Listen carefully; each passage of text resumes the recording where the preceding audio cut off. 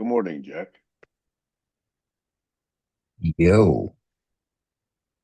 Hey, at the end of yesterday, I don't know if you were on or whether I said it at the end of the 2 hours versus the one, but I have a topic that greatly, intensely interests me. I'm hoping it can get some airplay today. Go for it. Okay, if Heiner or Kayla joins us, I will recap. But here's the situation. I've been going on and on and on about rebuilding society with a renewed emphasis on an education core. Yes? Yeah. So have I. So, good, excellent. Oh, there's Heiner. Okay. So, if we're going to build a new society around I would have to say, an intensely renewed and probably primary emphasis on education, then we really have to rethink how education takes place, how teaching Oh, takes shit, place, how yes. learning takes place, how knowledge is organized, how it's presented. And let me ask the following question then. And it's in the context of where children, people, first encounter, quote unquote, this thing we call education. Okay. They go into school. And by the way, this applies not just to children, but also to their parents. And in a typical public school, they go from class to class, or at least one part of the room to the other part of the room, and they have to play with blocks, or they have to learn to read, or they listen to someone else read, or they listen to someone regurgitate things about algebraic numerals and colors and shapes. But suppose we get past that to where we now encounter this other model. By the way, there's problems with that, but let's go on to the next model, which is for 45 minutes to an hour, you go to this one class called math. Another 45 minutes or an hour, you go to another class called history. Another 45 minutes or an hour, you go to this class called English, or, if it's in a different country, of course, the native language of that country.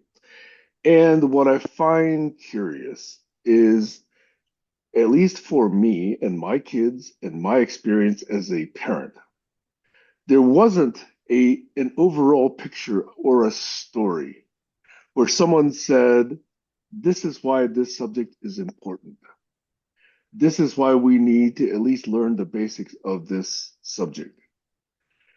And I think that without that connectivity, without that story, without that thread that's connecting all of these different subjects, of course students are going to ask, why am I learning this? Why do I, need to spend an hour here doing this? And so many times, and it, you just flabbergasts me how many people say, I never use algebra. I wasted my time in algebra class. These are people who have no idea, you know, how things work. They can't tell a story, and they think that arithmetic is math. So what I find really, really cool is to address this issue of student motivation, even parental motivation, where they could say, I know how these subjects connect. Here's what psychology can do for you in life. Here's what science can do for you in life. Here's what math can do for you in life. And oh, by the way, life, that's that thing that, we do between 3 o'clock and, bedtime. Okay. We're going out to enjoy the garden, or we're going to go shopping, or we're going to go see a sports event, and, connect all of these things. Tell the story. Certainly, parents are not telling that story because they don't know the story. Teachers are not telling the story because we specialize these teachers. Now, I have not got a teaching degree. I don't have a teaching credential, but I've never heard anybody with a teaching credential tell me that this is one of the things they learned in getting a teaching credential. So this is a subject that I think is prominent in my mind. We have to solve the motivation. We have to tell stories. And oh, by the way, every day The story needs to change.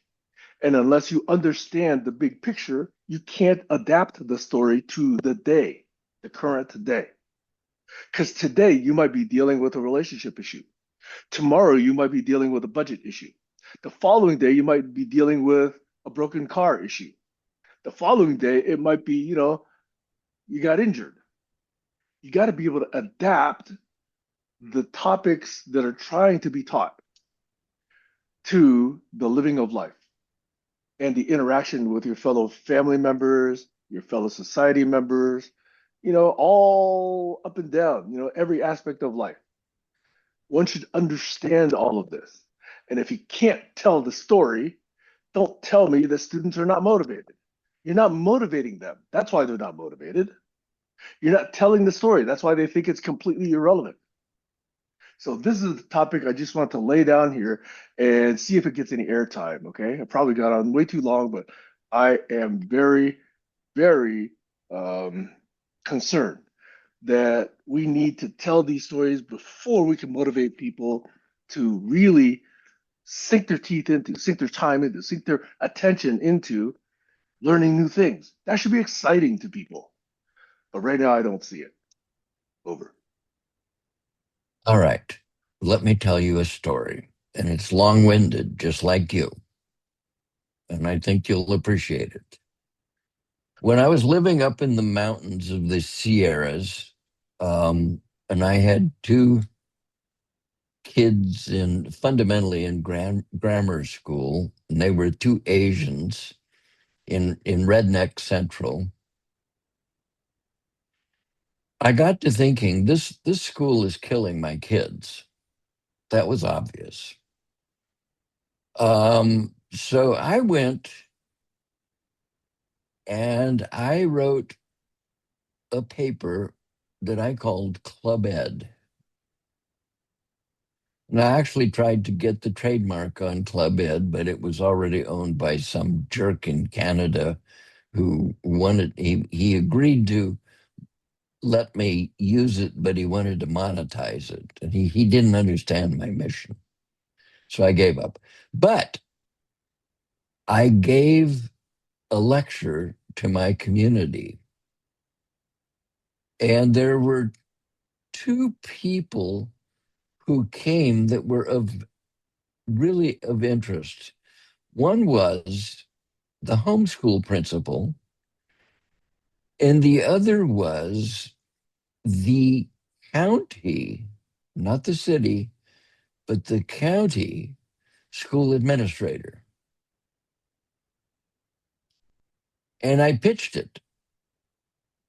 And what came of it was the county administrator said, you get 21 kids and I will give you a school. This was up in the mountains. And I found an old Forest Service building that was 2 stories with an elevator and all manner of good shit in it and all kinds of cool stuff, but no backyard, no playground. And it was available for rent. So the mission then became find 21 kids worth of parents who would go along with it. Well, I have to tell you this. It collapsed spectacularly. I don't want my kid going to a school that won't have football. I don't want my kid to go to a school where that particular person might be a teacher. Blah, blah, blah, blah, blah. And I got 4 parents that said, yeah, let's do it. 4 wasn't enough. So I went to the county administrator and he said, you know what I did? He said, I took the county's homeschool teacher and gave her a school just like yours. And it had to do with crafts. He said, most schools pound academics into kids who will never be academic. They needed desperately to learn trades. They needed to learn how to fix cars or weld bridges and all of the rest of it. So he created My Club Ed for them in the county. I never got to create it. However, the story's not over. About a couple years later, when the schools just almost completely had destroyed my kids, we discovered there was a new charter school popping up down in town, the Marysville Charter Academy for the Arts.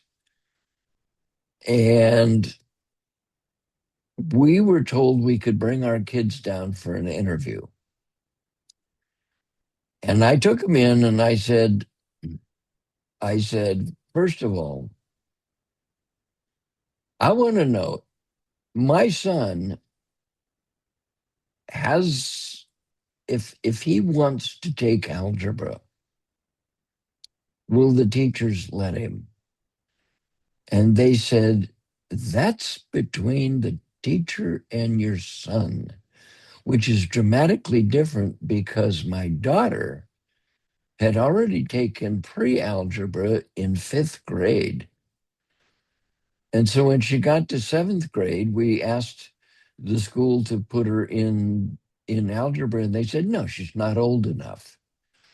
And that destroyed her, literally. So that was and then I realized that the school's principal was the homeschool principal that heard my talk. And I looked at him and I said, it looks to me like you learned something from my talk. And he says, actually, I did. Now, what did he create? He created a charter school. Now, charter schools do not have to live within the state law. They are not required, there's no end of shit. In fact, they were allowed to take over a high school that did not meet the earthquake standards. So the high school had moved across the street to a new facility. That's how much that's how much liberty they had. And what he created was a school where there was no testosterone sports. There was a variant of Taekwondo and modern dance. Those were the two athletics. And they did allow one child, because his father yelled and screamed, that he could go across the street and play football with the high school. However, this was a grade 7 through 12. They did not split middle school away from the high schools. They put them all in one building. And the effect was just amazing. What they said was, our charter allows us to teach however we want. And what they invented was a block level school that was integrated and thematic and constructivist. Now, what that meant was the teachers did not teach. They were smart enough to know this is about learning facilitation, not teaching. And so, if the school had chosen, say, the Civil War as its theme, then that's what you did in your English class. It's what you did in your history class. And in the math and science classes, you dealt with how do you shoot cannonballs and blah, blah, blah. And so it and classes were an hour and a half. They were block level. You didn't have kids sitting there at minute 55 waiting for the bell to ring. They were given enough time to get in the flow and do their shit. And the amazing thing was, it was not a butts and seats school. There were kids out on the lawn in front. There were kids laying in the hallways. When I went to visit the school, I had to step over kids doing shit on the floor. It was just Just fucking amazing. And they put on plays and let the kids do musicals and all kinds of things. But they had a problem. And the problem was is that they had to hire from the teachers union. And they quickly realized that some of their teachers really didn't get it. They insisted on being lecture and test. So they hired me to come in and use my IBIS platform to start a conversation with them that was anchored in the question, what does the Marysville Charter Academy of the Arts mean to you?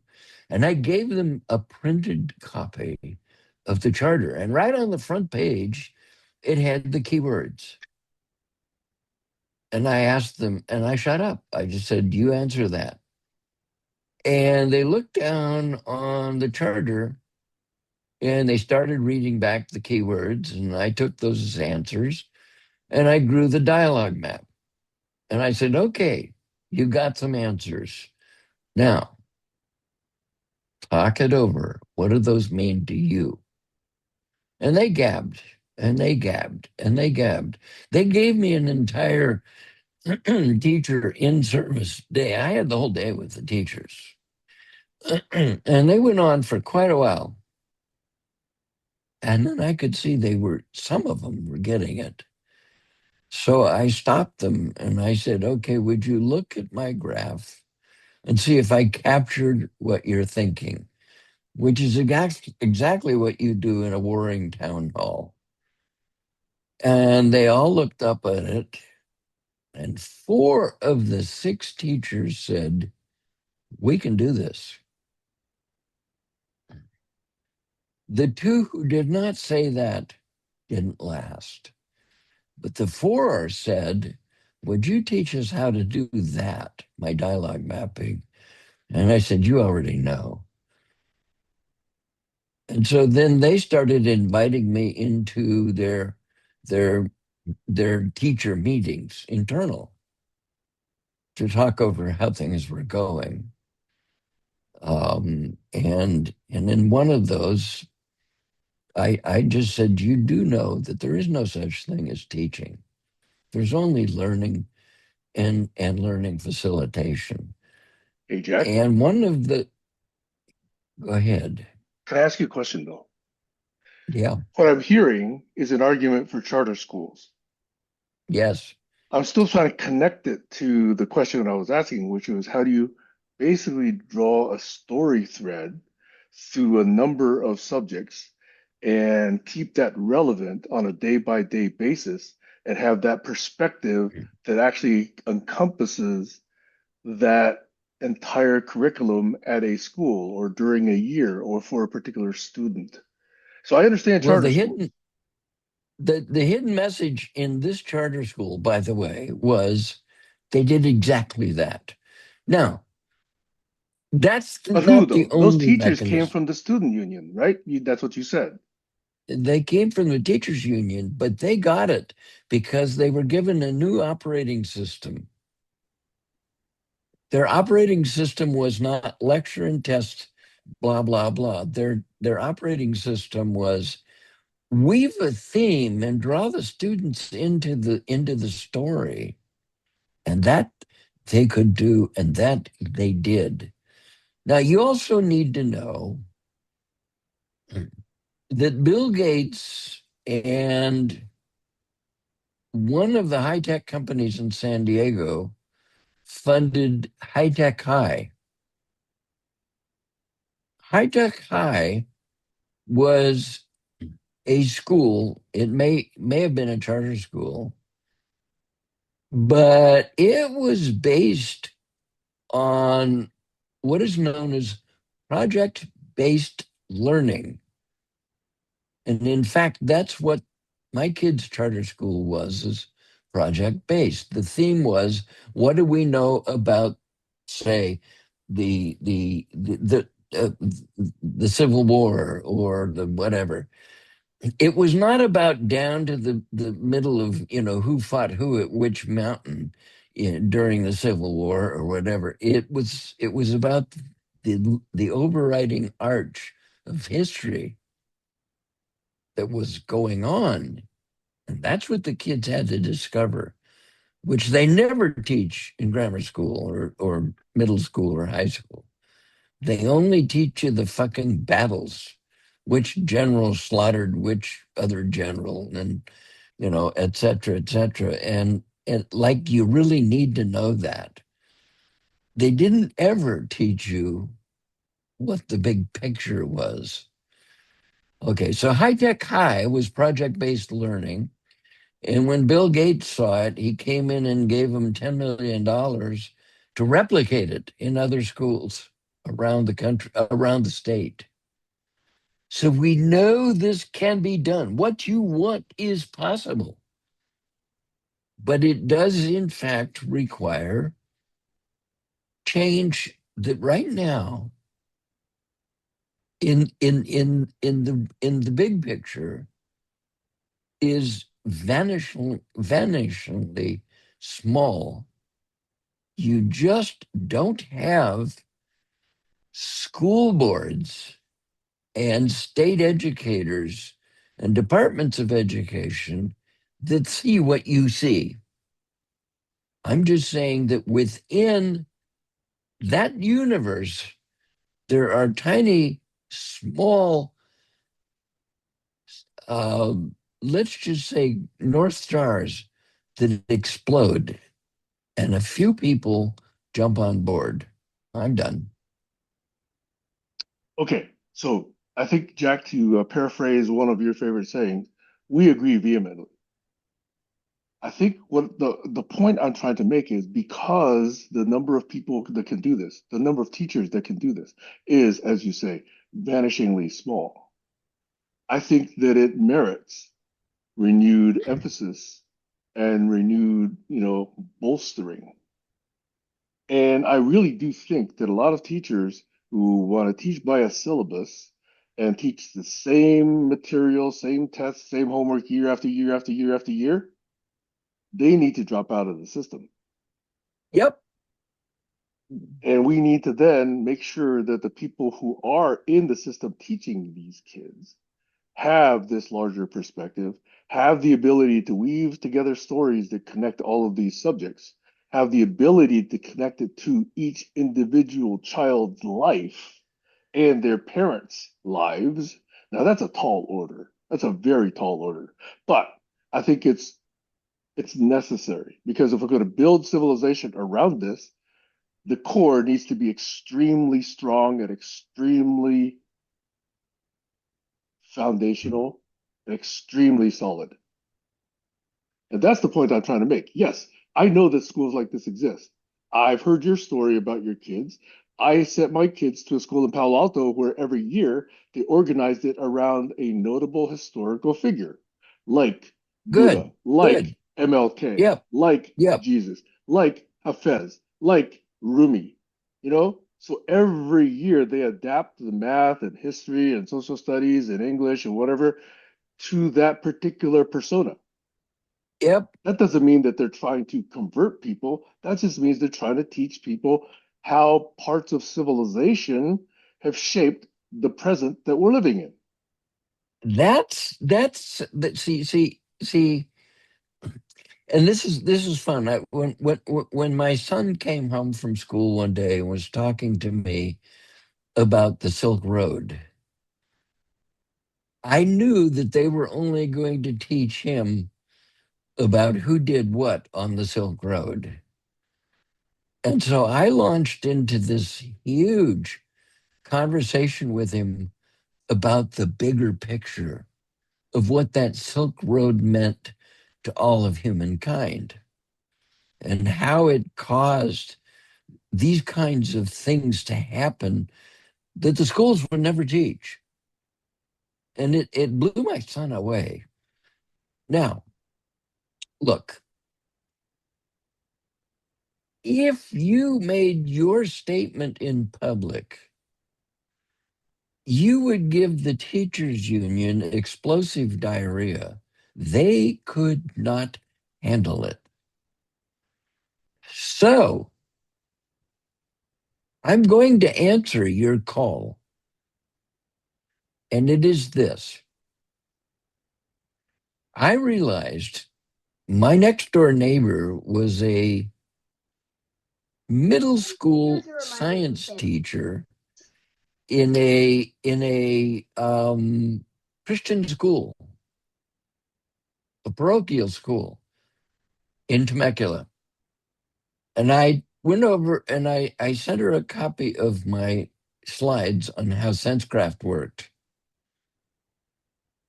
And she immediately said, "How soon can I have them? I want it." There, we are not going to come in and change boards of education or teachers unions. We're going to get it one classroom at a time. And the way that works for me is to make SenseCraft free to schools. In other words, it's about planting seeds, not about coming in with nukes and trying to start a revolution. Okay, I know that Heiner and Kayla have been here for a while. Well, you and I, Jack, have been going on and on, so I think that we should probably let Kayla and Heiner have an opportunity to opine because I know this is a topic that Kayla, she's in education, right? So she would have thought about this a lot. And she's got two kids. And Well, Heiner's seen decades worth of educational quote unquote reform that doesn't seem to meet the task. So I'm gonna look just step back a what little bit. Kayla's doing with her kids. She she she she engages them in major learning events. That's what a good parent does.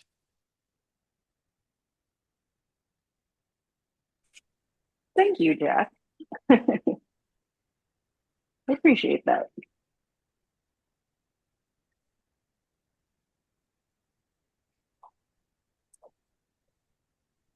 So just as a minor note, I think Heiner did hear my statement of the question. So I think Hyder probably has context. Kayla, I think it's exactly the same topic you and I left yesterday's session with. Remember, the weaving a story through different subjects at every level for every kid, for every family, for every subject. So that's really where this thing started. And that's why I really wanted to get some discussion on this. I'll respond to Jack, but I wanted to hear from Hyder and Kayla first. I have a thought, but if Heiner wants to chime in first. We'll wait 3 seconds. Okay, you go. So I really enjoyed your story, Jack. It's a really good story, as you say.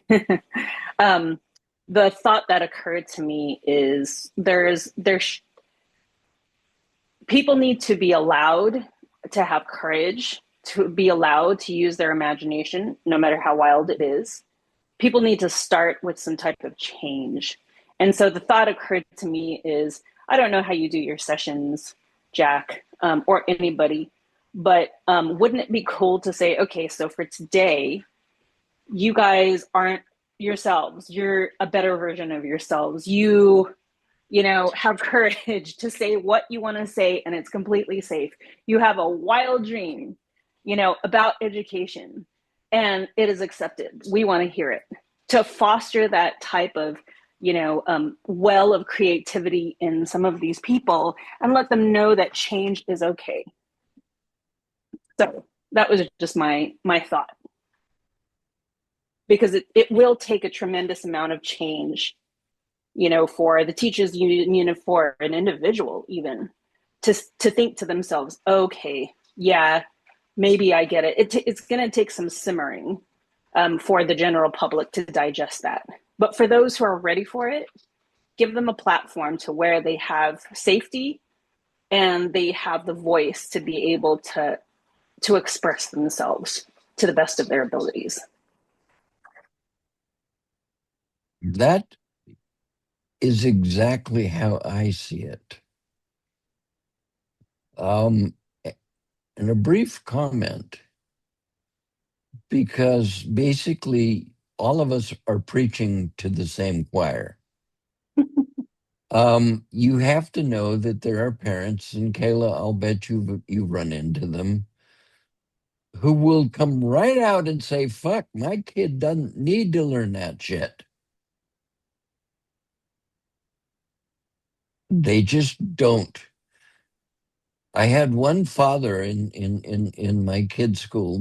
It was a kid that was gifted and talented, and I was teaching him programming. And I wanted to bring him in as an intern during the summer to work on my projects. And his father said, "No, no, no. He needs to come over and work with me at the sand pit." The father worked in the sand pit, and the father wanted the kid to learn his skill. He didn't. He. I just threw up my hands. I just said, "I'm sorry. I'm going to lose this kid, and that's tragic."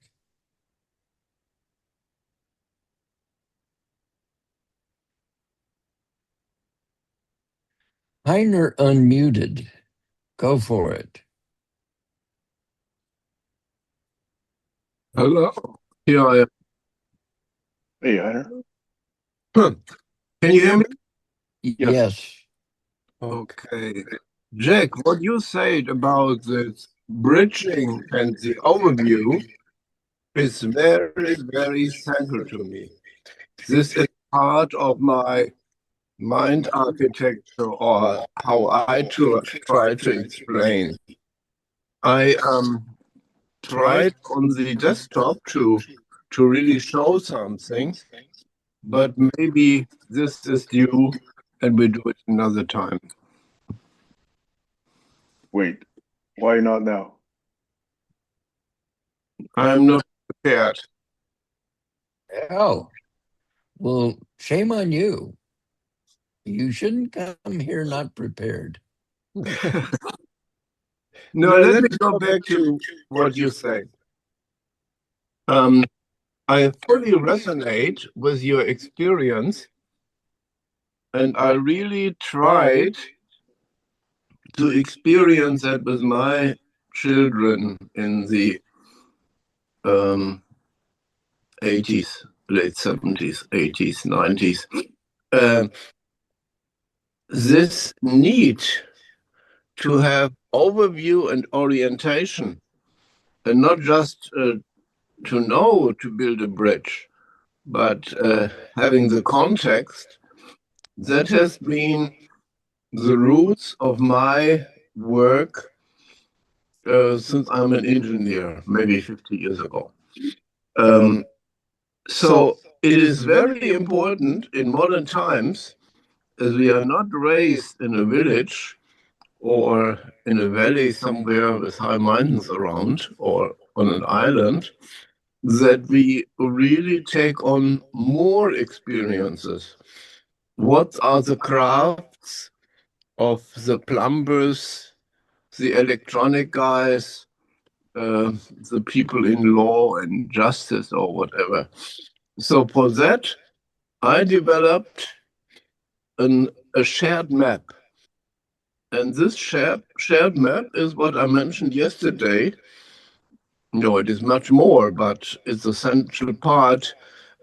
What I mentioned yesterday, it is what Arno Peters did for providing, as a polyhistor, an overview of the last maybe 20,000 years. So he made an atlas with 100 years for each double page. And so 30 pages are 3,000 years. And there, like the stratum of geology, you have all the regions, Asia, Europe, Africa, America, and see what developed in what kind of field where. And this synchron optical world atlas was the runner of all the disciplines, and it helped the young people to follow on the map where they are and what the context is. And this thing to be done with pupils in schools and to develop further with your own framework, like just your village and your history, is something we were very much working on, and it was called hyperhistory and the digital Peters. So I will definitely find, as I'm not really prepared, have not prepared the right slides, send you a few slides I've done about this and let you go to the roots and wings. This I only learned in the early 80s because Arno Peters was a general historian who selected all the people who had no jobs after the war in 45 to contribute to all fields of knowledge or science.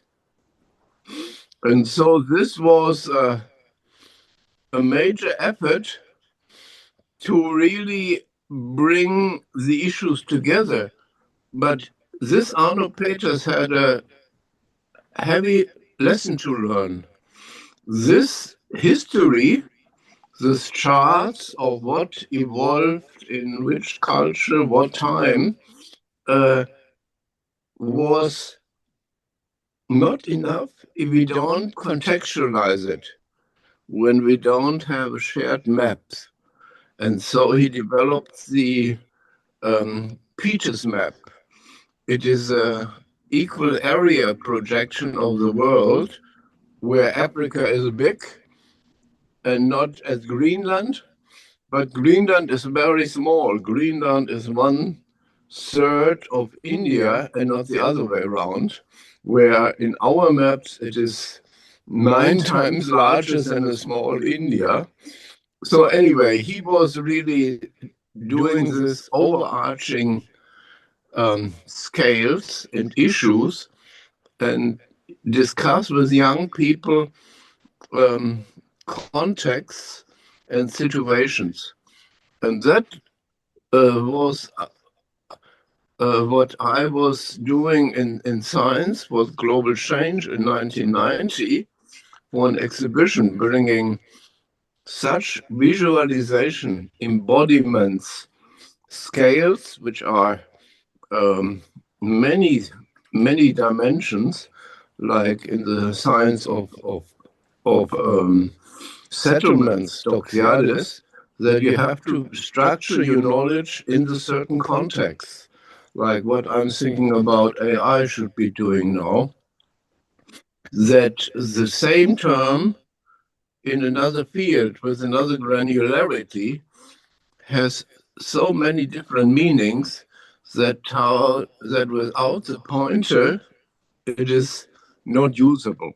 Anyway, I struggled with that in 1990. Robert Jung told me to work with the youth, and there we started the Children Communication Camp. And I think it is very close to what you're doing with your topic, Meg. I'm thinking I'm doing in shared frames of references topics in context. And so the people on their own explore it, and all your both experiences in early schools for your children is also my experience. It has to be hands-on. That's why I like your term of the guild and learning the crafts, the skills and the competences.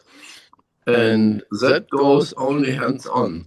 So our background in Europe with alternative school systems, Bröbel, Montessori, Steiner, all back and down. We discussed also earlier when we discussed IRL in Palo Alto in California. Institute of Research on Learning, where I try to see where you Californians are. But I was rambling on. I'm not prepared, but you really screwed me, Sam. I had to put on the camera. Thank you, Heiner. Let's let Kayla speak. She had her hand up. Um, so I had another thought, and it was based on the conversation that I had with my son last night, and it ties into what you guys were talking about. In order to do something, or if you really, really want something, you become that something. Yeah. I was telling Damien, if you find yourself compelled to, focus more on a certain type of subject, or if you find yourself compelled to really want to do well in college, make those connections with a college instructor, right away. It doesn't matter, if you're just starting. If once you make that connection with that college instructor, then you're already propelling your energy to do well in that subject, to do well in your courses, to do well like in whatever you want. Utilize those people, because whatever you do, you've got a purpose for it. And so I was mentioning to him, as somebody who doesn't have a traditional education, those are the type of ways that I self-educate, are these connections. And I was saying, with whatever is going on in life, here's how I make that connection. You know, Sam, you were talking about the rape case here in Ventura County. And I told you yesterday that, I do have a direct connection to the DA. And if I do want to ask personally what's going on with that case, I've got that direct connection.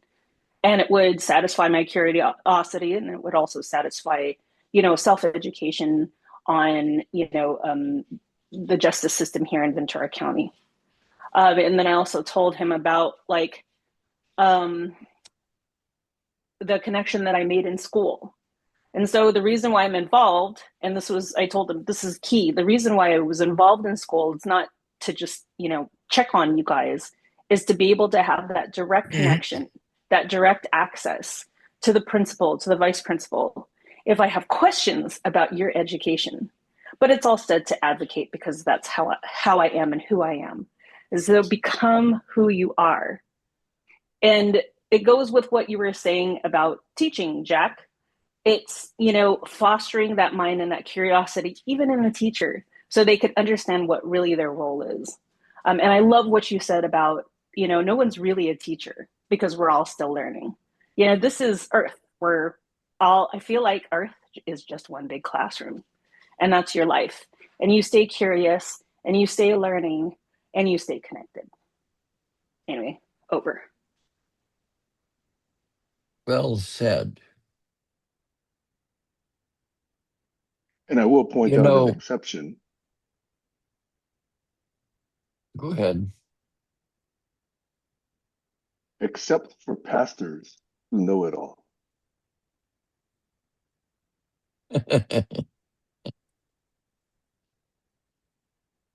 And their ilk. I've met pastors who are exceedingly humble. That's not all of them.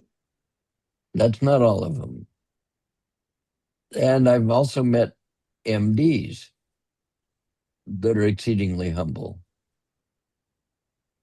But I've met MDs who, MD means minor deity.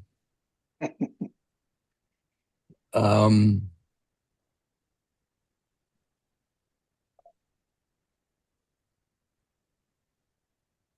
I had a comeuppance with my son because I was very fond of waxing large stories for him when he was growing up.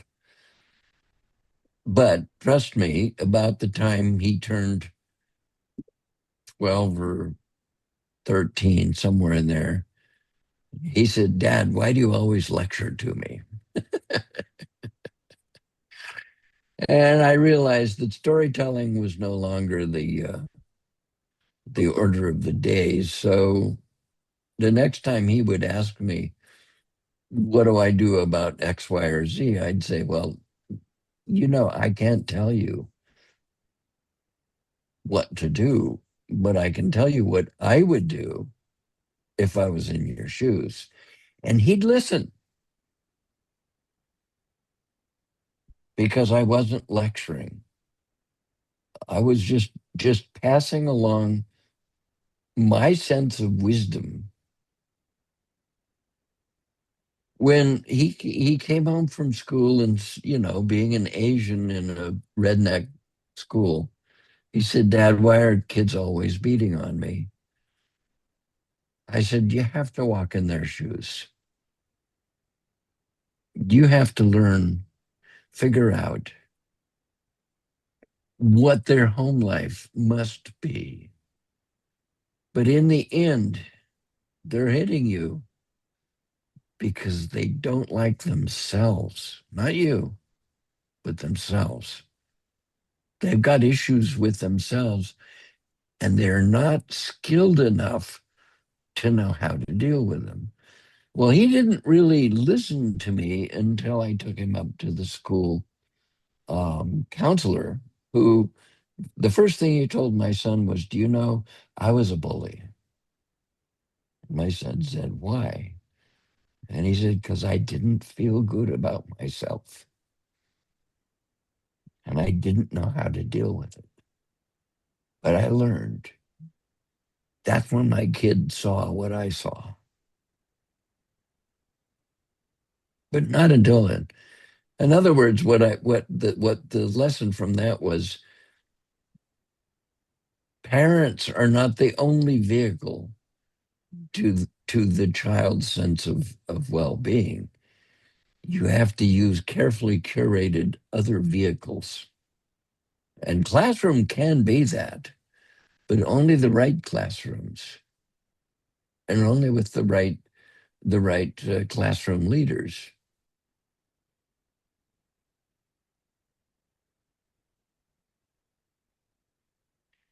And yes, I used to hang out at my school, my kids' grammar school, all the time, every day. As I was self-employed, and in fact, I was fighting leukemia, so it wasn't like I was going down to town to work in a factory. And I remember coming into the office with the principal and all the office ladies, and I told them the story of what happened when I took my kids to Disneyland. Um, I really developed what I call the dad's eye. How you raise the eyebrow and squint with the other eye. And basically, what it says is you're crossing a line, back up. And so we're at the restaurant at the Disneyland Hotel, and my kids are really starting to bounce up and down in their seats, so excited to go into Disneyland. And I raised my eyebrow and I gave them the dad's eye, and they calmed right down and went right back to eating. And when we were finished, some old lady came up to me and she said, "Young man," she said, "you have such wonderful children, and you're such an asshole." And I said, "Do you think there's a connection?" And so I told that to the principal and the office ladies, and they busted out laughing.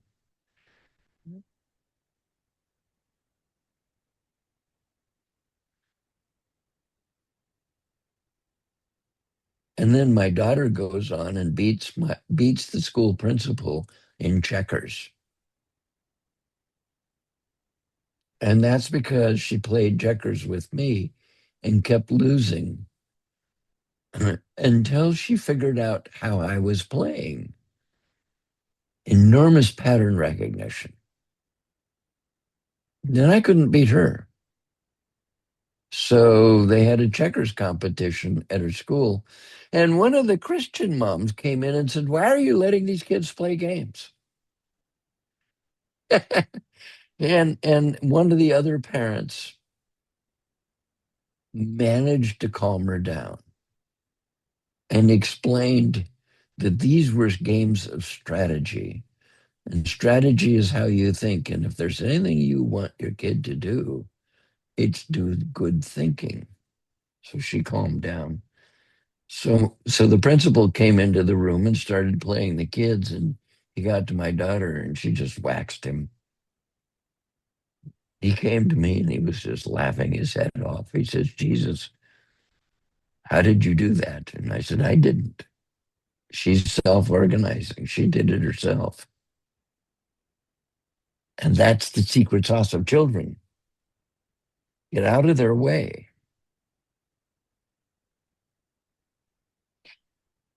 And I'm pretty much through with anything I have to offer this group. Sam, we're in what I call violent agreement. You say vehement, that's too soft.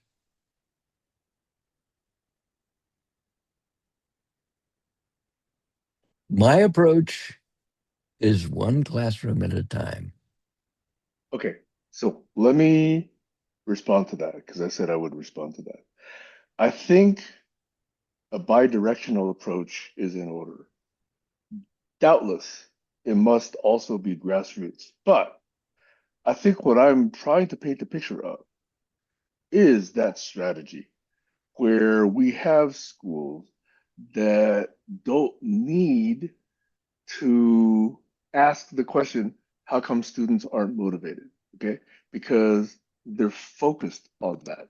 They're focused on relevance. They're focused on making sure that each kid is plugged in because each kid knows why this is important. And if you can't answer the question why it's important, don't bleep and teach it.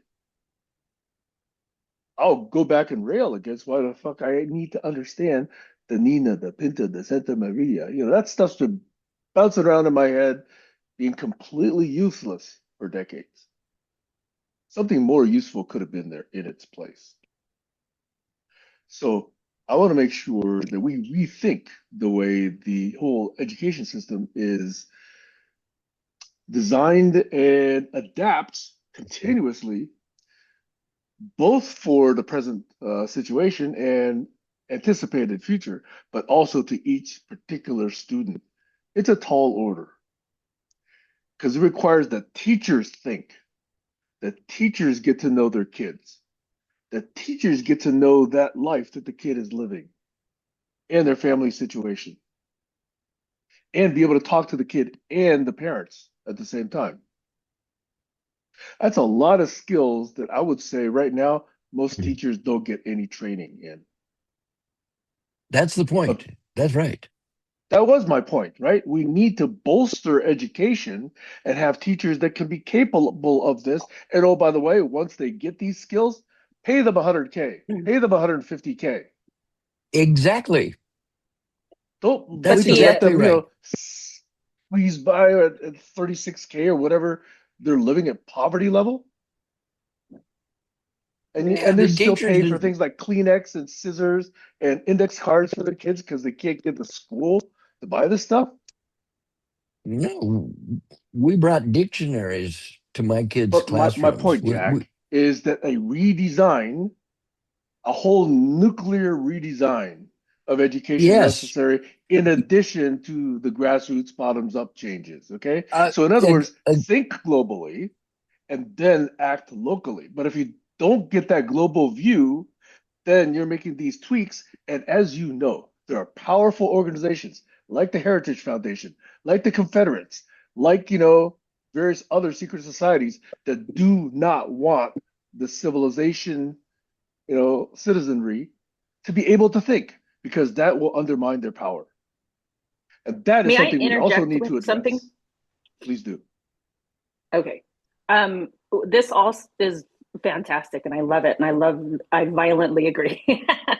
um, so one of the things that I would suggest too is if you're looking from the top, because you really do have to, work with the top as well. One classroom at a time, I totally believe in. But I have a thought too about working with the top. is to challenge the measures of how they're teaching. Qualitative Exactly. qualitative measures are just as important, if not more important, than quantitative measures. And a really good example of that is attendance, right? That's how a lot of public schools get their funding, is attendance. Yep. And it's too bad because, what type of education are they? That doesn't show you what type of education they're really getting. And so the thought was, if you consider qualitative measures, if you consider a child who doesn't really show up 95% of the time, maybe 80% of the time, and you see their grades and you say, okay, they're doing well academically, or they have support at home, or they have an interest in the subject, then that to me is a lot more effective than saying, oh, okay, 95%, they're here. 95%, then look at like the 95% student and say, how are their grades? Oh, geez, C's, D's, and F's.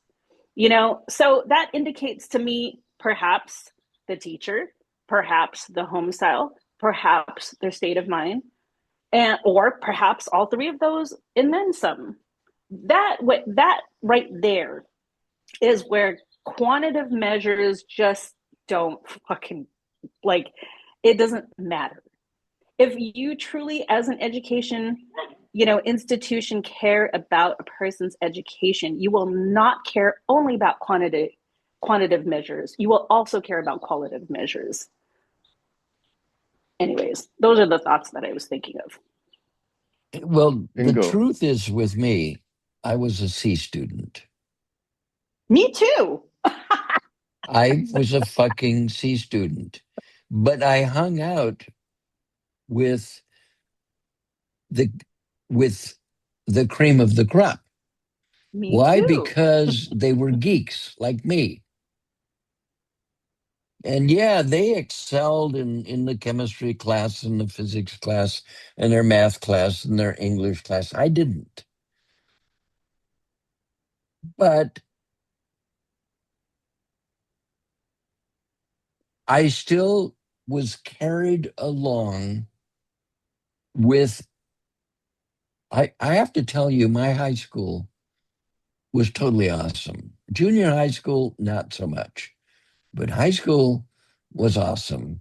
We had teachers that would stay after school and meet with you and run math clubs and do shit like that. And I was in all of them. And I was still a C student. Um, and my parents didn't care. It wasn't like I was badgered. Now my kids came home as A and B students, and we, they got their ice cream for it and all of the rest of it, but it was not the big deal in our family. But I just knew that they were okay, that school wasn't the A student shit wasn't being an A student wasn't wrecking them psychologically. Um, that's totally critical, I think, to a child. And I have one last thing to say before I leave. What carried me through as a C student was the fact that I was doing projects at home. I was building model airplanes. I was building ham radio stations. I was building a telescope. I eventually, right after high school, started building an airplane. I was more interested in what the fuck I was doing at home than what I was doing at school. And so that's the reason I was a C student. I had motivations. At first, I wanted to be a jet pilot, test pilot. I was going to fly those big jets. But then Sputnik was launched, and I said, "Oh shit, no! There's a whole nother realm. Let's start doing astrophysics and all the rest of it." So I got a ham radio license and started doing electronics, and you can see what happens when you are personally motivated. Now, I am none of those. I am not a jet pilot and I'm not an astronaut. However, I made up for it because I built my own airplane and became a test pilot. And then everybody came to me and who was building the same airplane and said, "Would you fly mine? Fly mine." So I put the first flight on a lot of homemade airplanes. And it was sometimes it it would cause your asshole to climb up around your nose. It was just amazing.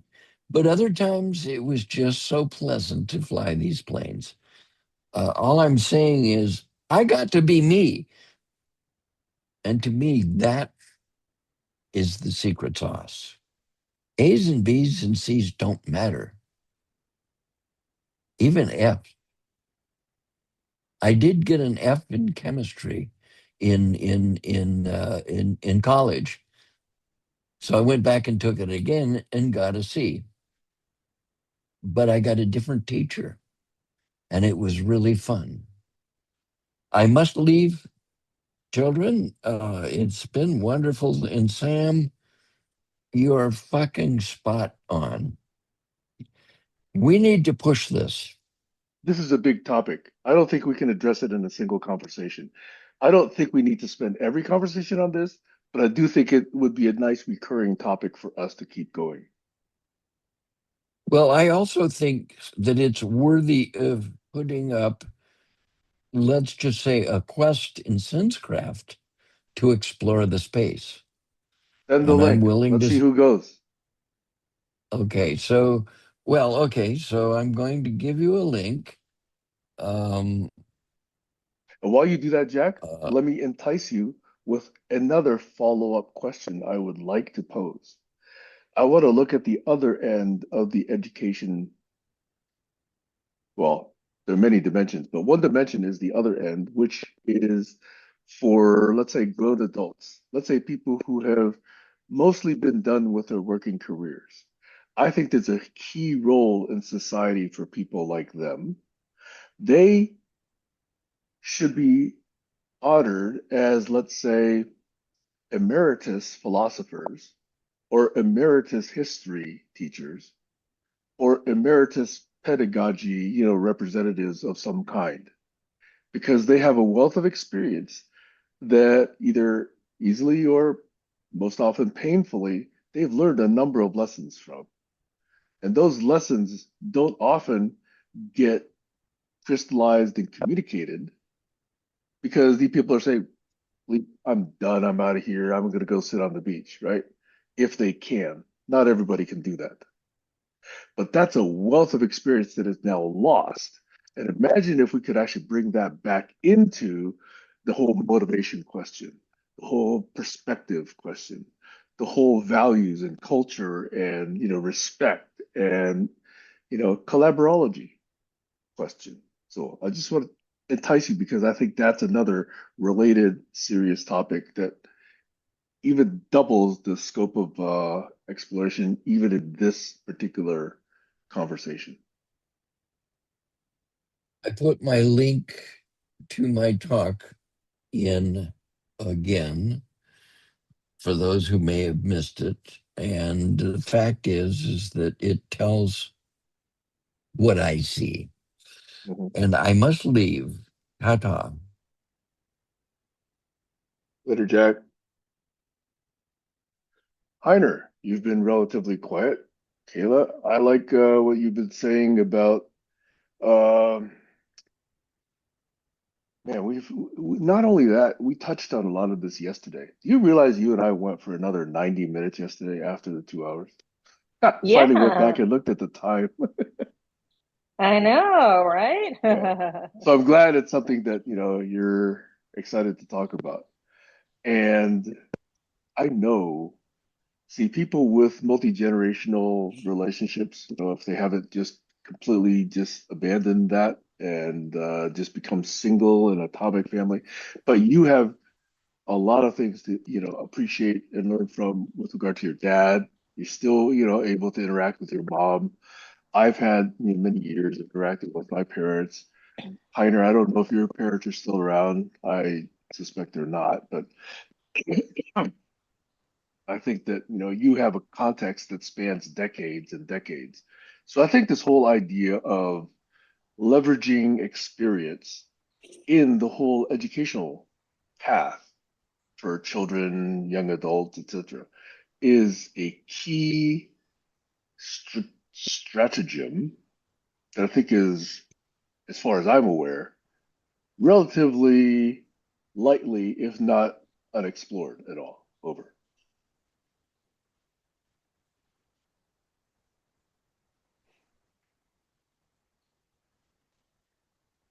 Hunter, you showed your video for a second. Kayla, were you about to say something? No, just clearing my throat. That could be for a purpose. No, it was not purposeful.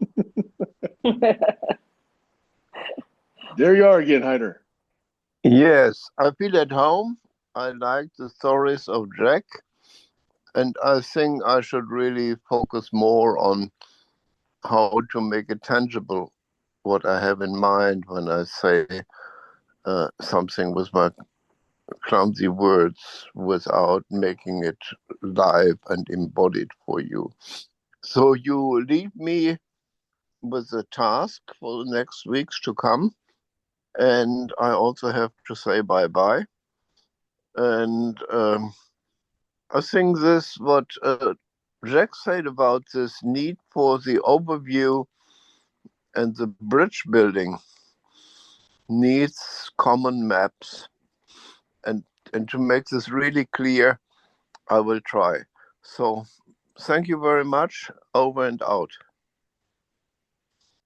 Bye, Heiner. Ta-ta.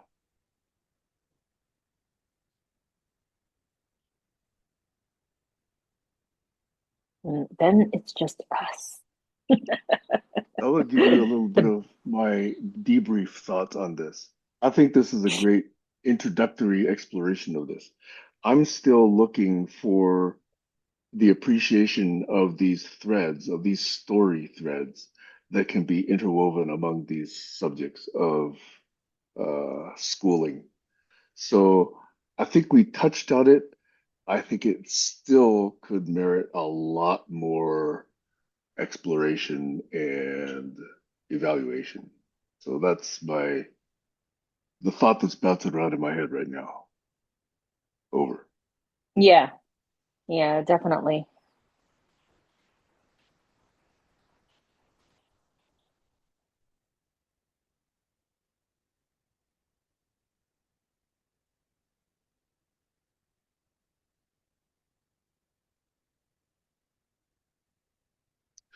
Something I've been considering the last couple of days.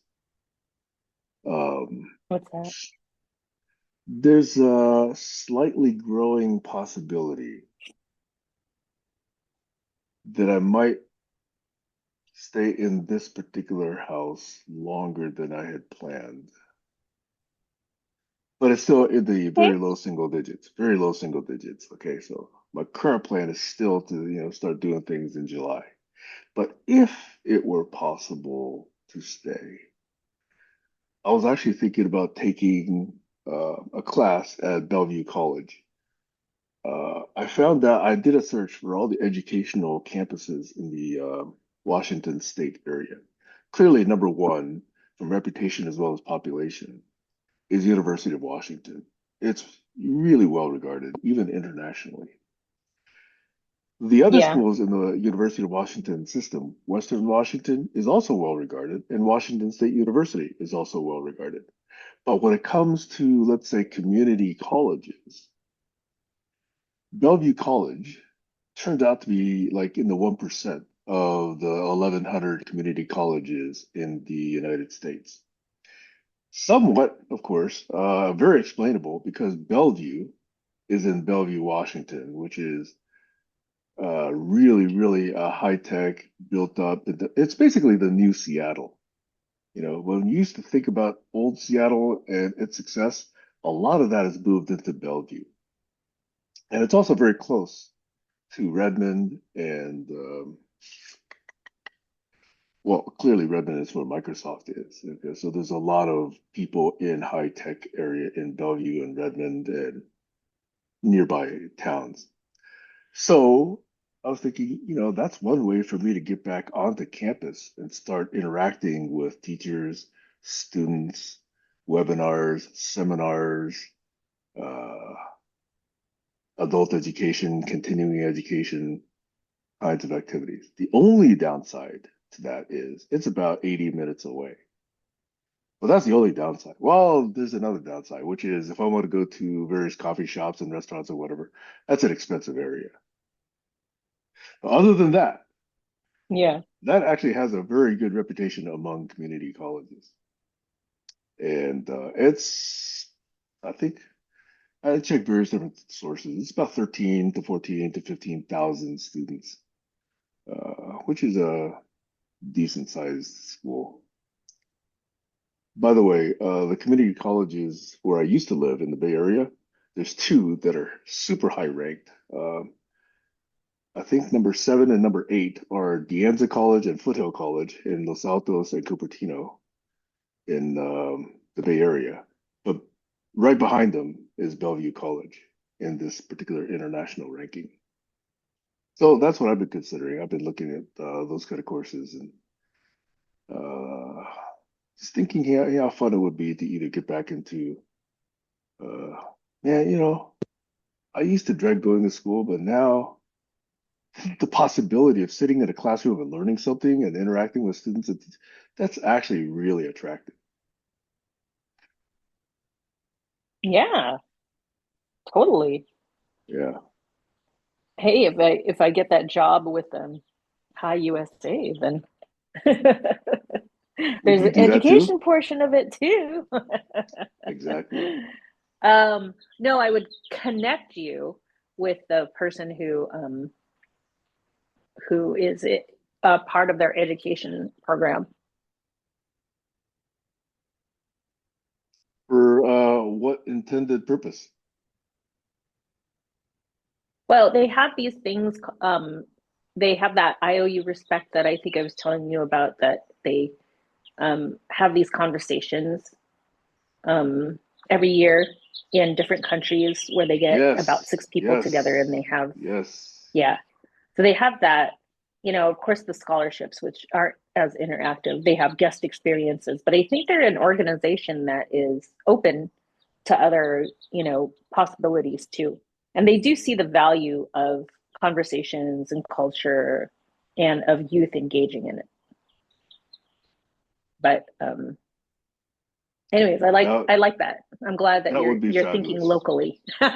Yes, yes. By the way, Yeah, I was even thinking closer, Jack slightly or closer. Yeah, go ahead. I was thinking even Heiner would be good to connect with the youth at High USA, especially since they, obviously hustling international. Yeah, He could probably have a direct connection over there. I think kids, especially those young adults, would have a fabulous time with Hyder. He represents Yeah, participation yeah. in organizations and decades that they only read about in history books. Oh yeah, absolutely. Absolutely. I mean, pretty soon, there will be no more people that were live and participating in the Club of Rome. But right now, there's at least two around. I know Irvin Laszlo and Heiner, and there's probably a few others. But that was decades ago. Yeah. God, was that 40 or 50 years ago? Jesus. Hmm.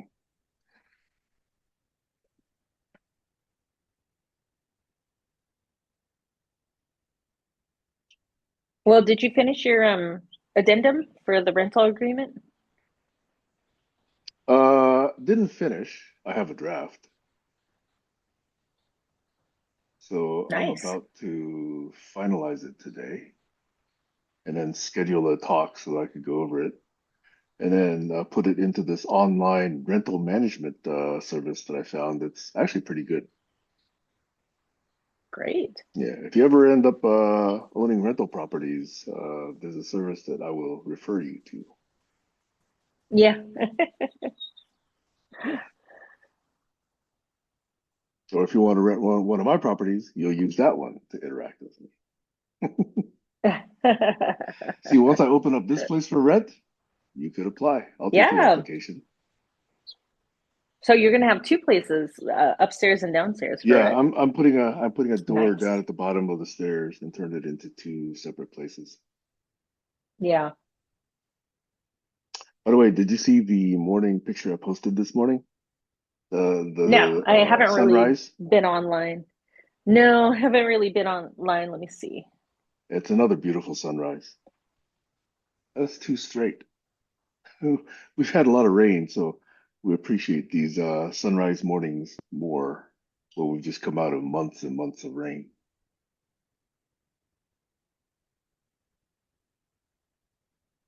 Mm. Oh, Berry Court's still on there.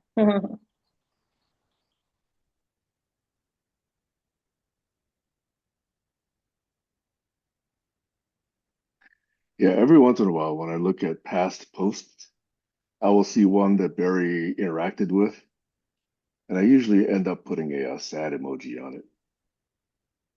I know. I do that with friends of mine who are no longer able to Okay. participate. Finally, I had to scroll through all of your stuff. Oh, gorgeous. I love it. I love it. Ugh, That's what you could wake up to. I know. Well, I think I'm for sure going to get a remote position, I think. I say I think because there's like a lot of things that are factoring, priorities in my head. Of course. And so I know, unfortunately, money is one of them. Yeah. Um, and I don't want to job hop. It would be awful to get into like a local company and then, be hired for a remote company 2 weeks later. Mhm. I think that would suck for that local company, but I understand also business is business. So, but yeah, that's my goal. I mean, if I'm not going to be working in an organization that would allow me, like for instance, the one in for the Culture Conservancy, the one that wants me Mhm. to relocate, then I will work in an organization where I'm remote and I can relocate, when it's my time, Mhm. when I have like the perfect situation to do so, I will relocate. Yeah.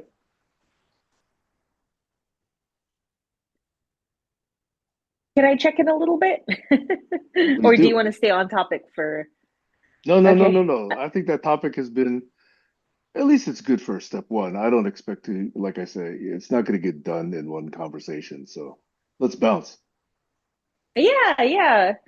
Well, let's see. After I spoke with you yesterday, I ended up having lunch with my mom and my sister and my brother, and that was really Hmm. nice. Hmm. Um, I went over to my mom and dad's house, and I have some of his clothes for donation. Um, it's really strange because it just does not feel like he's gone. Whenever I'm there, I just feel like he's there, and that he never left, and that he's still, not that I like. I'm very aware of the fact that he won't appear around the corner, at least in his physical earthly form. He won't appear around Hmm. the corner. Hmm. Um, but there's just that feeling that he's still there. So um, there's that. And then afterwards, I took Damien out to a sushi restaurant that is here in Ventura. And I thought it was a traditional sushi restaurant, but no, it's actually, and I don't know what traditional is now that I think about it. I don't know if there are sushi restaurants like this in Japan, but it had a different style of menu. They had certain things that are very much Japanese that I understand, like the crispy rice balls and all of that good stuff. But they also had a lot of fusions, with different types of meats and everything. And so, very small place. There were the people who run it and own it, they're Japanese.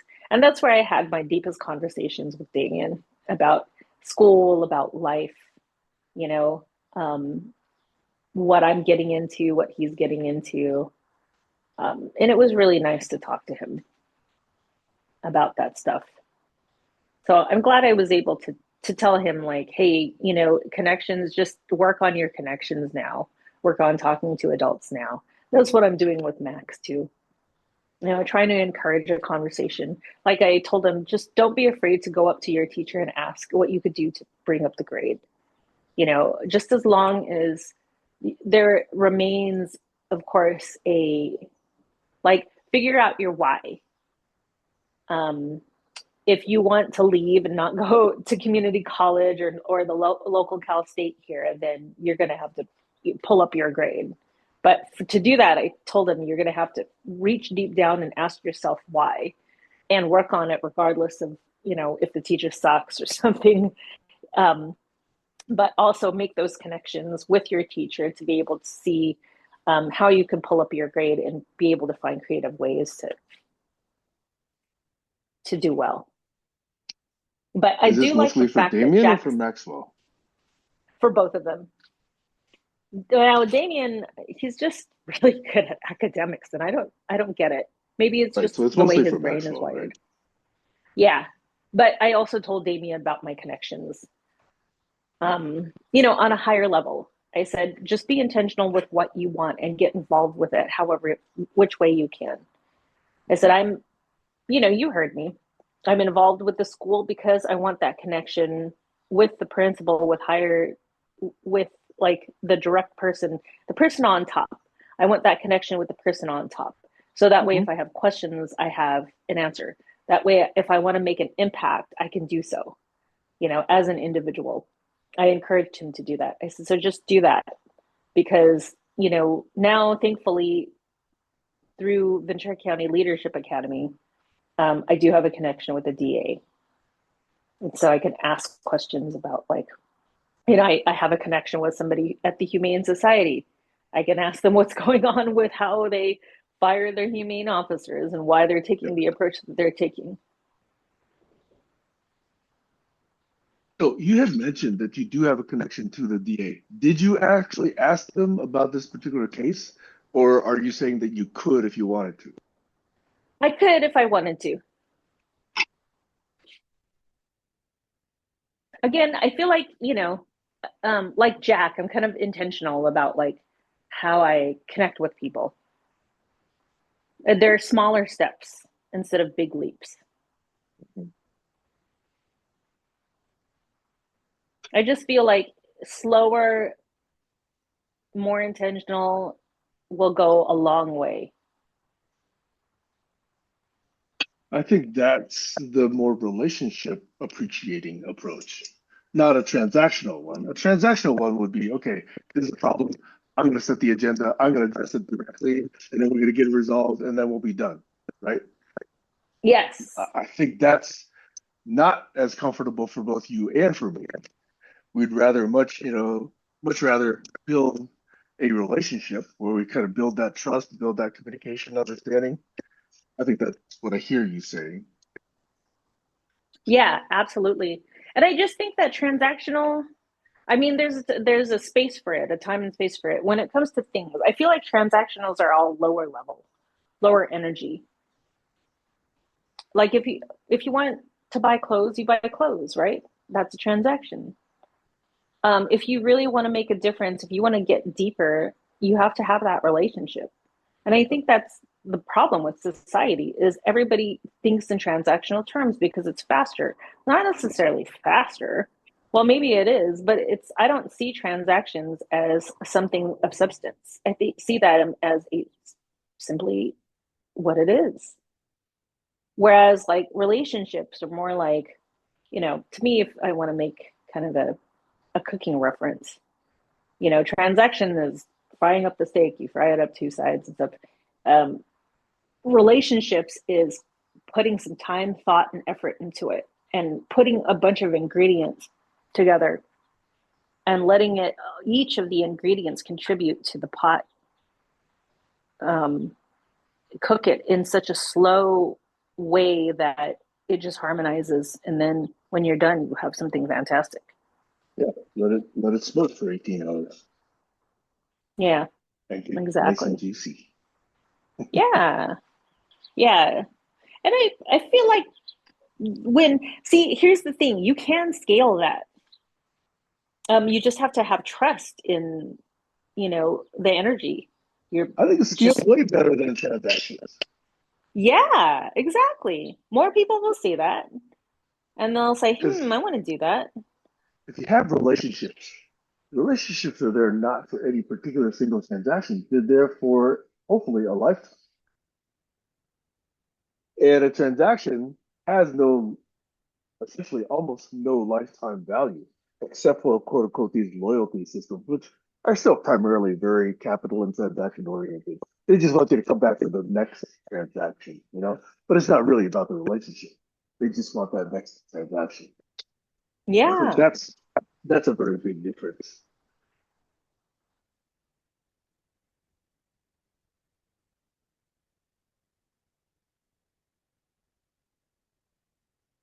It drives me crazy when leaders in nonprofit, they're just like, you have to treat it like a business, and it is transactional, or they've used that word transactional. I'm like, I don't see it like that. I see the heart of nonprofits as not transactional. We have to be transactional when it comes to certain aspects of it, but not like, traditional businesses. I feel like that is the beauty of a nonprofit organization is you don't follow that same business model. Okay. Can I try something on that might be fighting words? No, that's good. Go for it, please. Okay. Here's a statement and a claim.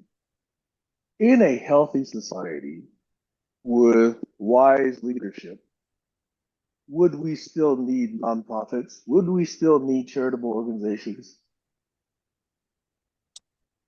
Are you asking me or are you just making a statement? I am asking you because the thesis underneath, and if I might take another 20 seconds, is why should we have nonprofits, that have to be set up separately to take care of certain people with needs? Wouldn't a wise leadership, organization account for those needs already and be able to deal with them? Over. Oh, absolutely. Oh my Right. gosh, yes.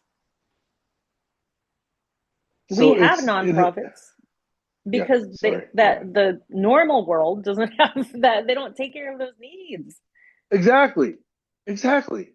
So I love the fact that they exist. I love the fact that you're doing what you're doing, but it's a little bit sad to me that we need organizations like that because we already collect a butt ton of tax money. Hmm. And all that tax money could be spent so that they do everything that your organization does and other NGOs do. But the fact is, we give it all away to billionaires. Yeah. And that's why school kids still have to pay for lunches at school.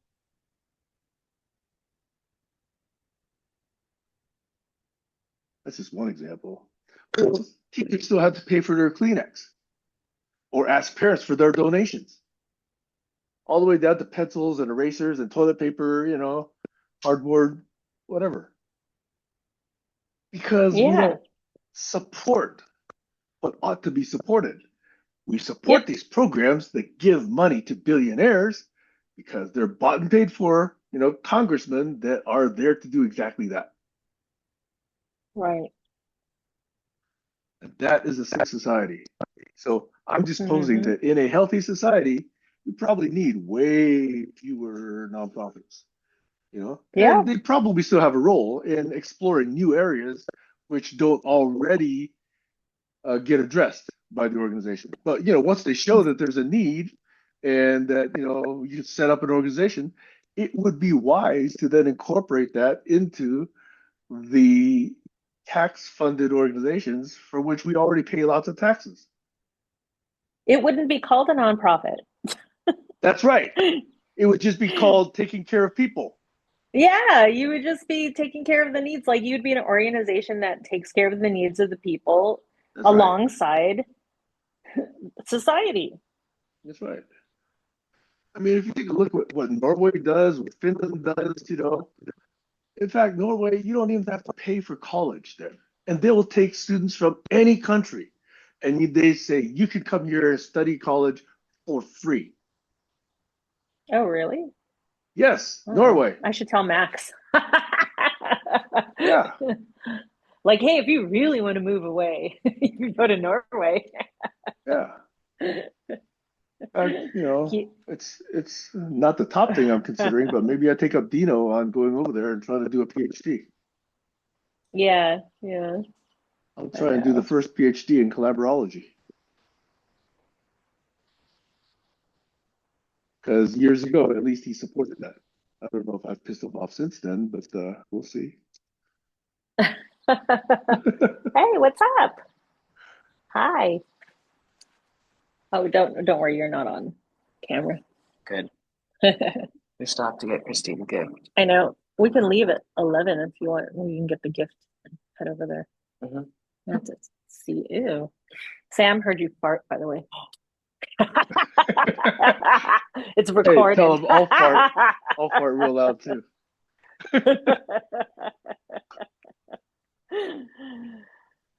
Yeah.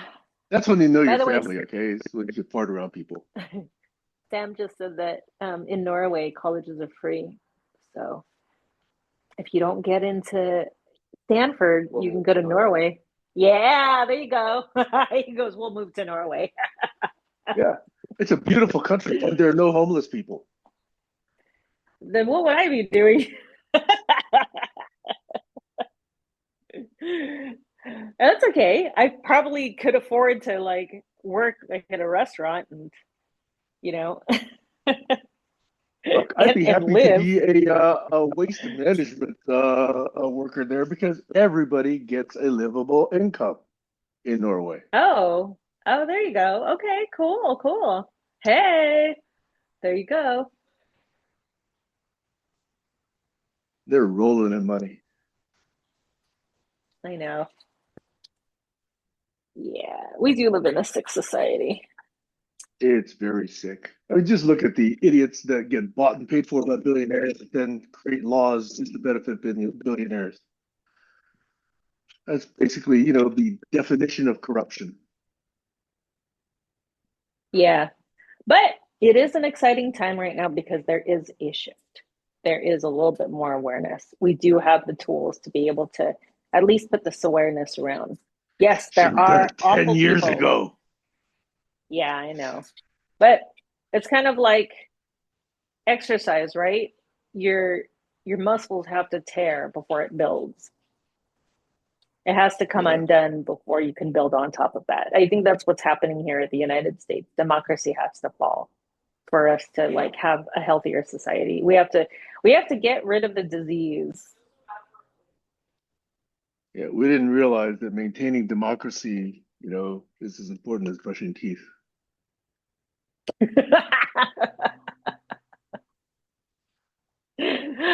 Brushing your What? I don't know why.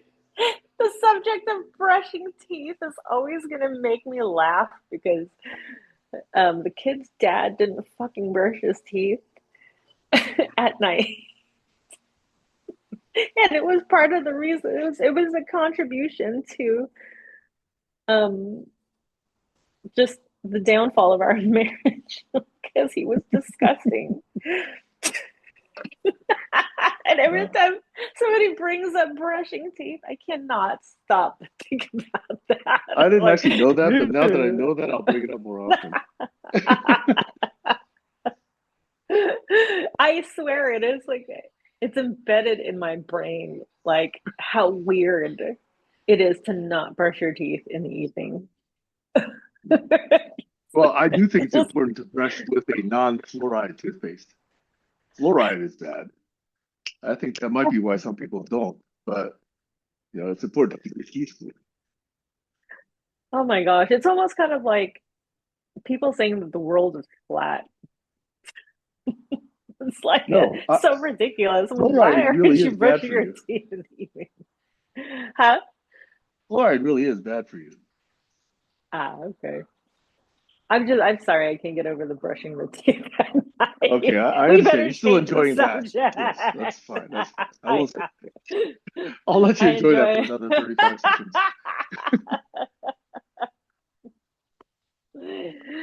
Oh my gosh. Yeah.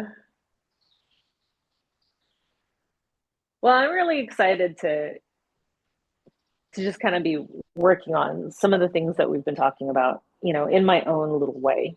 If there's a way that I can work on this um, with you and Jack and anybody participate, I'm pretty sure, you know, I'll find that way. That would be fun. Yeah.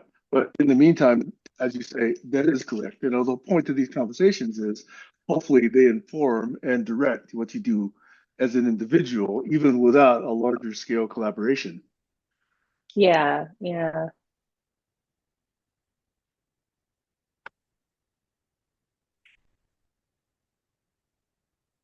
People think that collaboration is easy. It is not. People think But collaboration is that's the easy beauty of it. because, well, that's why when it happens, it's so special. It's Yeah, easy to that's the get a beauty of it. job. Everybody get motivated to get an income, but to be aligned on principles and values and then, work together for that reason, that's rare. Yeah, it is.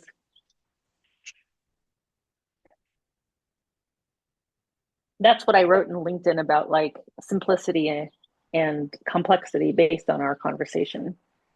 That Nice. alignment. I'll go look Yeah. for it. Yeah, look for it and like it so more people can see that. Yeah, I think you mentioned it before. I need to get active too, so we can reinforce each other's posts if we want to. Yeah, yeah, absolutely. I should put global challenges collaboration in there somewhere too.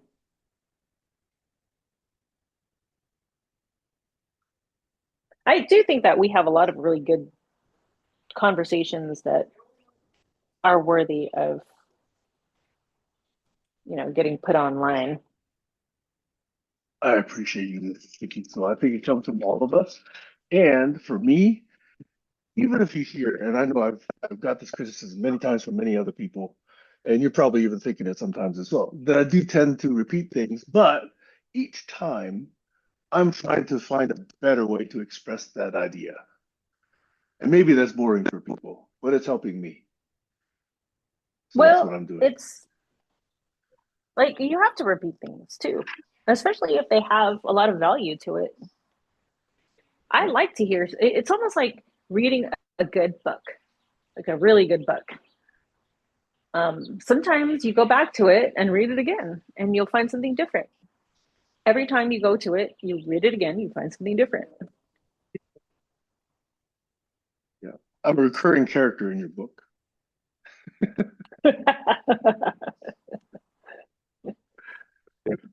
The old curmudgeon, the guy who can't stop ranting. Uh, I do think that with experience, it kind of earns at least a little bit of time for ranting.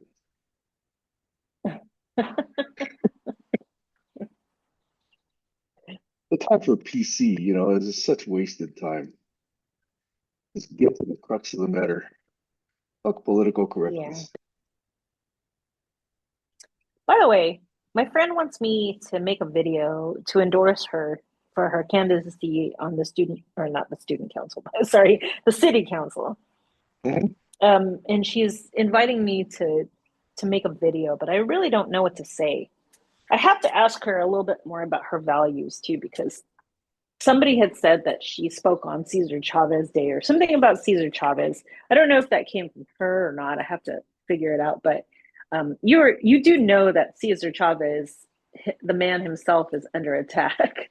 Yes, Um, I've seen his reputation become not quite so, heroic yeah, as before. yeah, and so people are changing Cesar Chavez Day to more like Farm Workers Day to honor the farm workers, which is what he Yep. supported. Yes. And I do not support rapists, you know. And it, like, I have to ask her about that. Like, what are your true values? And it's not that I don't endorse her. Like, there are other values, of course, that she may have that kind of supersedes. Like, I don't know. You just have to. I just have to give it some thought. Yep. But what would you say? Like, what are the elements of your speech if you were to endorse somebody? on city council. I would focus on whether a person has integrity and character and has the right vision. That's important for politicians. And then whether or not they have the experience to get, a coalition or, some group of people to support her so that something can get done. So they're not just, pissing in the wind. Hmm. Now, if she's all alone, then yeah, that's still heroic. But that's more like a Bernie Sanders who unfortunately is wise but doesn't get support from anybody because his ideas, are they're sensible, but most of the political participants view them as extreme, which is itself a problem. Yeah. Yeah. I still respect him tremendously.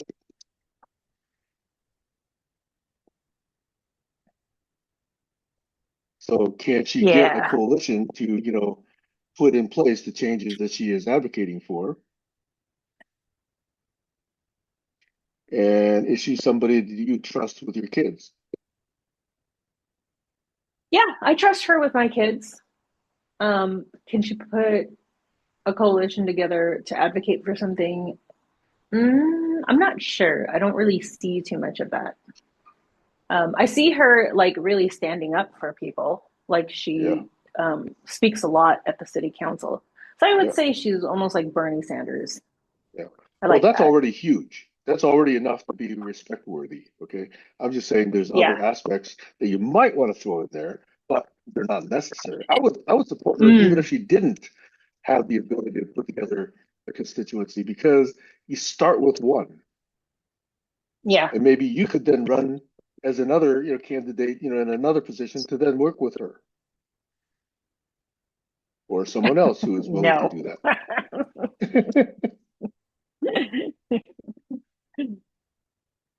Once upon Well, a it's good time, I did experience on want to your be way on. to be a governor. Once upon no. Once upon a time, I did want to be like on the city council or governor or a politician and stuff, but I think the universe said, nah, for a reason. You know what's going to happen when you get in there? If you get voted into office and you get a bunch of these sleazeballs to come and say, "Hey, I'll give you $100,000 if you support this program," you got to be ready for that. I thought you were going to say people are going to go look for the GCC meetings and talk shit about me. Look at what she said about her Nobody cares family. about these meetings. Nobody listens to these. I know that. Oh, look, she called herself a bimbo. Yeah. Oh, she even thinks she's a bimbo. Here you go. Yeah. They'll See, unearth that would all of not my matter to you videos. smart people. See, smart people would say that that's a good, sign of character, but dumb people would say that's not a good thing. Mm-hmm. I don't know if you hear the ASMR, but I'm having a lot of physical pleasure peeling these mandarin cuties. Nope. I'm eating, let's see, what is this? Um Cookie dough granola butter. Oat What? base spread. Yeah. I've This never is heard of that. nut free, gluten free Mm. from Costco. If I So want to have send like me a chocolate picture. or I'll look something, for it next time. yeah. Cookie dough granola butter. Delicious. Oh.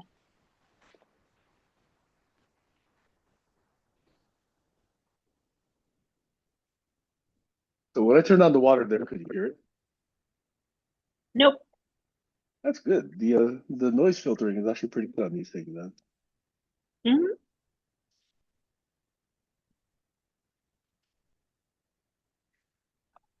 Well, I do like the subject that got brought up today. Mm-hmm. Uh, I do like the different perspectives that everybody's bringing to that. And I do want to fold in what happens, with our seniors and our retired people who still care. I know there are a lot of retired people who still just want to get out and don't care anymore. That's actually sad. But I think there's enough people who are retired or are on the way to retirement and still care and still want to help with the next generation of leaders and thinkers and workers. Hmm. Now, where can we actually find like a principal or a board member or somebody to be in these conversations that we're having? That would be awesome. In fact, I should ask Jack to bring the one who started that charter school if they're still around. And you know some Yeah, people in the current educational system. So those are opportunities. In fact, or I have asked, yeah, go ahead. you can go on TikTok and make your first video and Okay, put it out I do there. believe you're serious. I do believe you're serious about that, and I do appreciate that. Remember, I said it would be easier if you help me with this because Hmm. um, I'm not familiar with TikTok, so I don't want to like do quote unquote the wrong thing. So you would actually help if you want to me navigate how to enter this whole TikTok space, and either one, don't look stupid, or number two, don't violate, the culture of TikTok, et cetera, right? Well, So, there are plenty of people violating the culture of TikTok. yeah, yeah. Hmm. You don't have any friends who are on TikTok? You have what? A new friend who what? You don't have any friends that are on TikTok? I've never looked. I'm brand new to TikTok, so I think you're still my only friend on TikTok. Remember, I tried to friend other people and follow other people, and TikTok wouldn't let me? Just delete your account and create a new one. Okay. All Maybe right. that's Maybe it. I'll do that. I'll do that. Because that's weird. Okay, I just sent you a picture of what I spent the last 3 or 4 minutes on Did you send it? Oh, a messenger. oh, nice, nice. I have a bunch of mandarins in my backyard. Hmm, even better, you Like grow your own. yeah. I have two full trees, or one of the trees is now, you know, not, or the mandarins are all pretty much gone for one of the trees, but the other tree is going off, and I need to Hmm. pick those. Man, in Saratoga, we used to have more lemons from the lemon trees than we knew what to do with. They're Ah, nice big lemons too. yeah. By the way, I don't know if I've told you, but I do this lemon, turmeric, nutmeg, cinnamon, chili flakes, black pepper, and honey tea every day. I like it. Nice.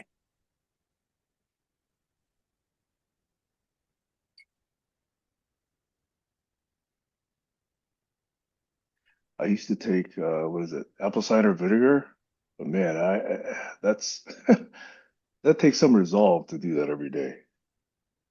Have you ever Yeah. tried apple cider Yeah. vinegar? Yeah, Vinegar? hell yeah. Oh, bleh. Like, I think I did it maybe 2 or 3 days in a row, and I'm like, fuck this. Yeah, Nasty. yeah. Oh boy.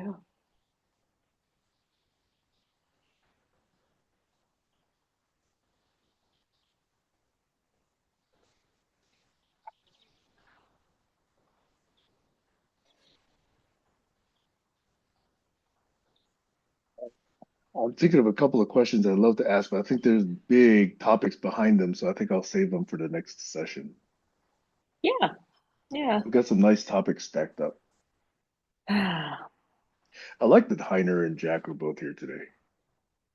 Yeah. Yeah. I do think Heiner does like listening. Hmm. I also think, well, never mind. What? I'm not going to say it on the record. Okay. Well, I'll say it because that would be hypocritical of me to not say it. I did think that I did have to ask a question of Jack, when he was talking about his school experience because I wanted to tie it back to the question that I was asking. And so it was a distinction between supporting charter schools versus, telling the story across multiple different subjects as I was originally asking, if you know what I mean. Yeah, no, I actually liked his story. I unmuted myself for a moment. I don't know if you saw because I wanted to tell you like I want him to finish his story because I did feel like it was going to a point. So he had a lot of really good things to say. Yeah. Well, I think I did hear his point, unless there's a point that you think I didn't hear. No, no, you eventually I feel like he did tie it back into your original question. And I'm glad, you know, I'm glad it didn't affect his storytelling. Mhm.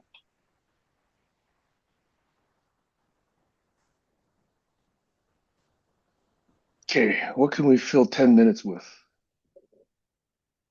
Um, well, I can tell you what I'm doing for the rest of the day, What are you and going then to I do could for the tell you rest of the some of day? my stupid obsessions.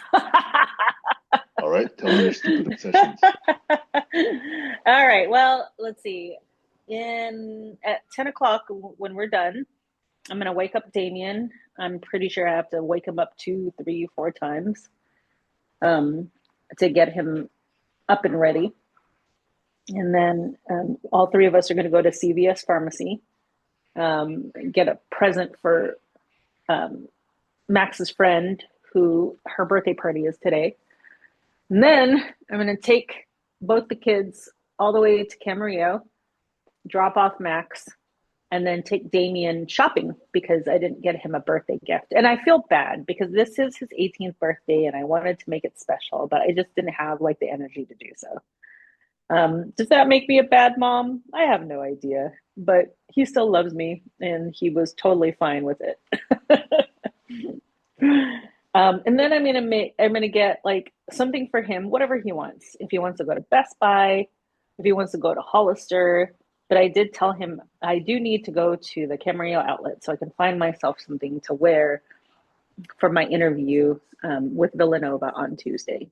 I understand that if I am blessed with the opportunity to choose between the two jobs that I really want, then why am I doing this interview? Well, I always like a backup plan or two backup plans or three backup plans because you just never know, right? Of Plus, I course. think I need to like beef up my um I need to beef up my wardrobe because I want to go out more. Um and not out to have fun and go drinking and go like bar hopping, maybe have dinner with somebody. I want to connect now with my VCLA people, with other people who kind of have the same vision as I do. I want to start putting myself out there like that. So to do so, I just feel like I need to I need to bring the best version of myself. And so after that, hopefully I'll have enough energy to go to Costco because I just put the last load of laundry in for now because I've run out of so many staple things. Um, and then I'm gonna have to pick up Max, and then I'm gonna have to go home and veg out. But today is a very robust, busy day for me. Sounds like several stops. Yeah, it's several stops.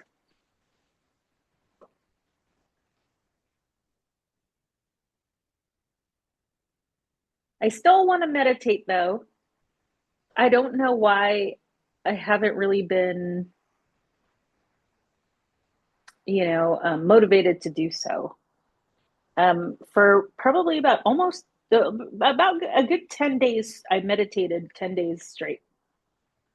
And it was a wonderful start. But I think after spring break, I got a little busy. And for whatever reason, I was not encouraged to meditate or You want to motivated to buddy do up on so. meditating? Um, I'm not saying meditate together or even online. I'm just saying just to send each other a note that says, I'm gonna, meditate now, or I'm done meditating now. Just even that, Oh I think, yeah. might actually help. Yeah, that'd be really good. And for me, I would incorporate meditating and Tai Chi and stretching and warm-ups as part of that. Yeah. Ugh. I really need to incorporate more exercise. Like I know I walk the dogs, but I don't think that's So enough. I need to get my body to a point where I'm sweating. I did do my warm-ups and not so much stretching, but I did warm-ups this morning. Yeah. So we can start doing that if you want. Yeah, sure. Simple little text, starting, stopping. What's enough accountability for most, purposes of a buddy system? We don't have to hear each other sweat. We don't have to hear each other curse. We don't have to hear each other, chant. It's just check in, check out, Nice. if you like. Yeah. Cool. Ah, I'll do that tomorrow morning. I do the stretches probably morning and evening. Actually, I do my warm-ups every time I go downstairs to get coffee. I get coffee twice a day. I only let myself have 2 cups of coffee. And while I'm waiting for the coffee to be made, I do my warm-ups and stretching. Nice. And for the record, the only reason why I want to exercise is not for my weight loss, but to fuel my brain because I heard that exercise also fuels your brain. Yeah, I'm beginning to appreciate that also. And there's a nice correlation between muscle mass and longevity and good brain Yeah. health. Yes, Yep, exactly. excellent text. Exactly. Fuck this whole diet. Oh, lose weight. Right. Of course I want to lose weight. Of course I do. But No, that's I not think the focusing on the primary. muscle mass is good. Yeah, exactly. My whole thing was like, I need to find some type of motivation that is very similar to what motivated me with dance. What motivated with me with dance was dance itself.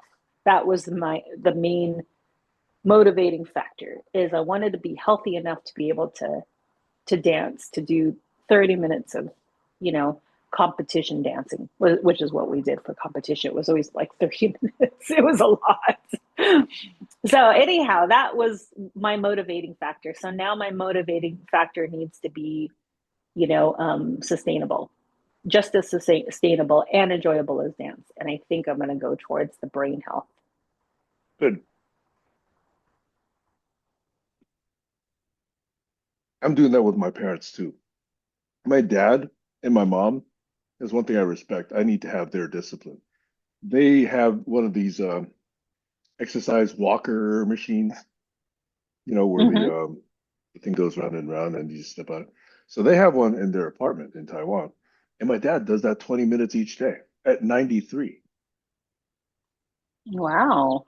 And my mom, follows him, but I don't think she says she does 20 minutes. But that's something that, man, if I could be 93 and doing that, Yeah. that's awesome. I just want to Nice. be able to get to 93 in whatever I form. know. Yeah. Yeah. So I got to shape up. Aw. Yep. Yep. I always tell my kids too, like, I need to get in shape too so that I could like jump in front of a bullet for you guys. And if not for I need them, to for their kids. run over there and just boom, jump in front of a bullet. And they Right. both start laughing. Yeah. Yeah. You don't want to hear the complaint. Mom, you're supposed to take that bullet for me, but you're too slow. Exactly. Guess who didn't jump in front of a bullet like she said? Mom. Yeah, it hit me in the shoulder. Yeah. Oh boy. Well, I will lead a much more sedentary day than you plan on, but I still hope to get this Yeah. contract done. And these are actually pretty good cuties this time, better than the last batch. Nice. Yep. Okay. All right. Well, Good? we have 1 minute to sign out. All right. All right. Thanks, Sam. I guess I'll Yeah. talk to you later. Yeah, I Okay. think this is Bye. another really good fun session. Thanks. Yeah, for sure. All right. Bye. Later. Bye-bye.